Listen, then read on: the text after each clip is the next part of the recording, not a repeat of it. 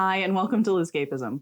Today we're going to transform my IUD into Victorian decor by fixing it in resin and framing it. So how am I going to do this?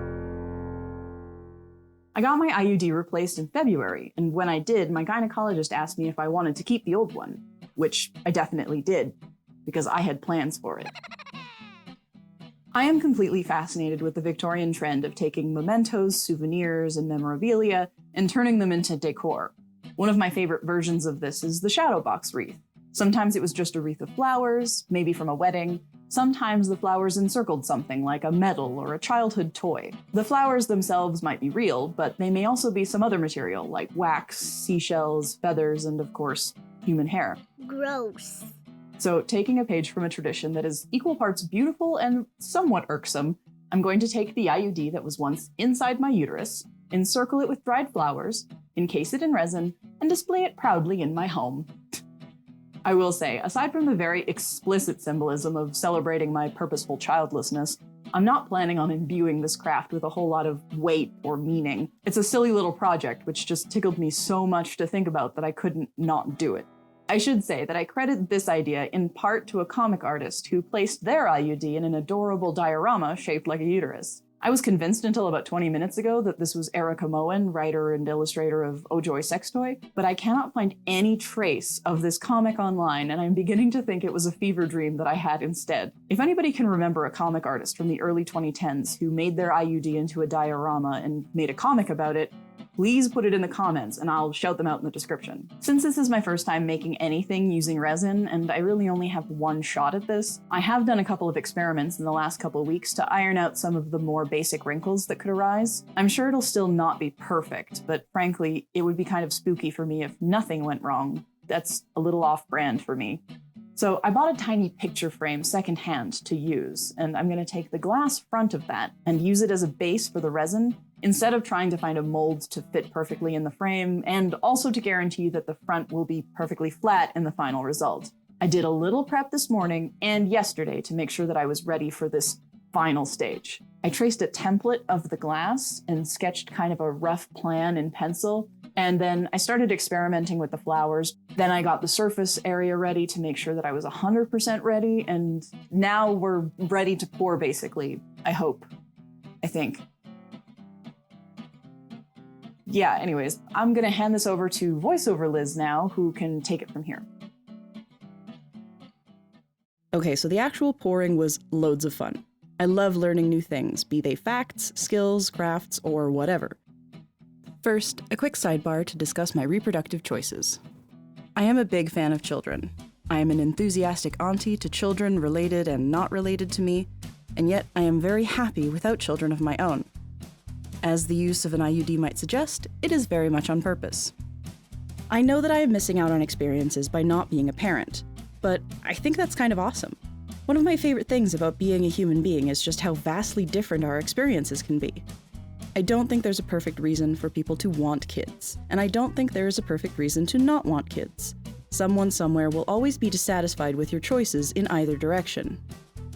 As a matter of etiquette, just don't ask why when somebody doesn't have or want children. Firstly, it's none of your business.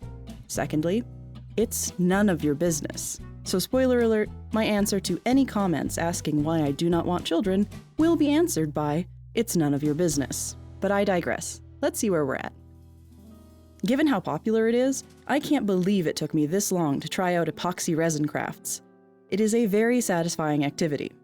That being said, my ADHD brain pretty continually bumped up against some of its strict limitations, like exact measuring, slow mixing, gradual layers, and long curing times.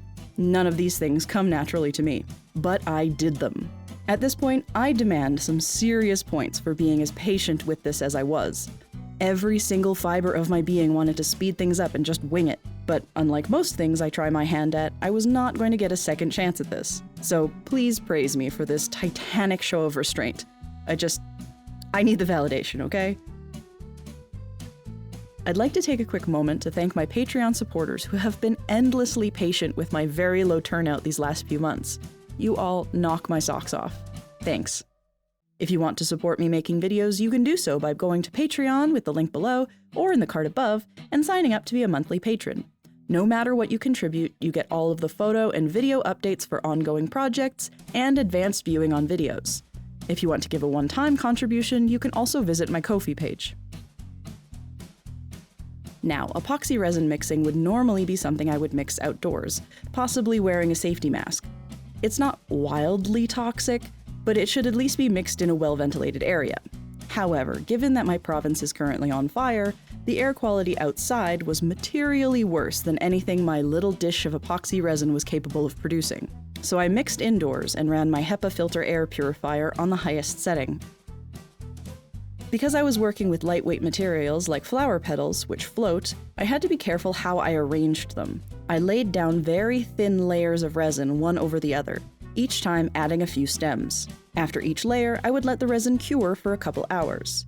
Just enough to hold those bits in their own layer. I didn't want to be contending with all of my careful placement going to hell by them all floating to the top. During the pouring, I was kind of working in the dark, because my plan was that the glass side would be the front. So while pouring resin and arranging the flowers, I had to imagine the pieces and layers in reverse. It was a challenge, but I'm really proud of myself for giving it that much thought. It was a bit of a nightmare to get the tape off in the end. I think one batch of resin wasn't mixed properly and clung a little bit too much to the tape, but a little bit of futzing got it all off in the end. Despite my careful planning and arranging, once the resin was cured, I liked the back side infinitely more than the front. The glass had a kind of desaturating effect that, while not bad looking, felt wrong to me, so I switched the back to the front. A little black paper to get that really good contrast with the IUD, and presto. This project was very silly, but even so, I can't help but be very pleased with just how pretty it turned out.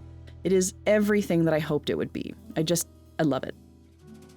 Shout out to my gynecologist, Dr. Madital. When she found out I loved history, she pointed out her posters of antique IUDs from a medical history museum on our way out. She is the hero that we all need.